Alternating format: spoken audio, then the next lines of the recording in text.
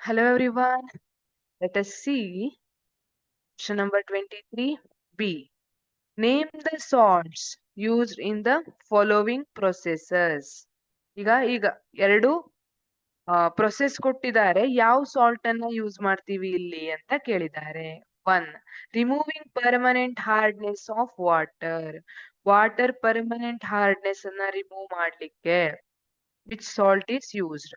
C what is hard water ಅಂದ್ರೆ you know that water hard water ಮತ್ತೆ soft water ಅಂತ ಹೇಳಿರ್ತೀವಿ. Hard water ಅಂದ್ರೆ ಏನು? Hard water contains many dissolved in it.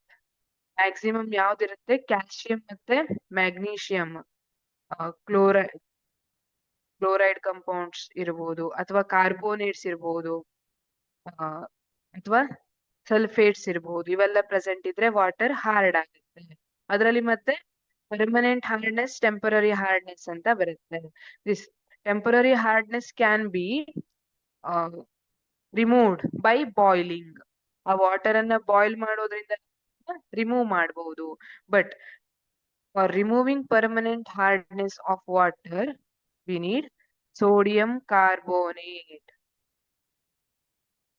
Sodium carbonate, that is Na2CO3, washing soda ಅಂತ ಹೇಳ್ತೀವಲ್ಲ, that is useful for removing permanent hardness of water.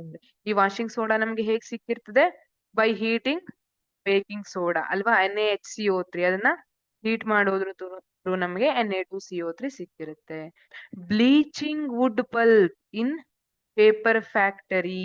ಇಲ್ಲಿ bleaching word ಕೇಳಿದಾಗೆ ನಿಮ್ಗೆ ಆನ್ಸರ್ ಗೊತ್ತಾಗ್ಬಿಟ್ಟಿದೆ ಅಲ್ವಾ? It is bleaching powder. It's chemical name is calcium oxychloride. Calcium oxychloride, bleaching powder, which is used in bleaching wood pulp in paper factories. Also, it is used in textile industries and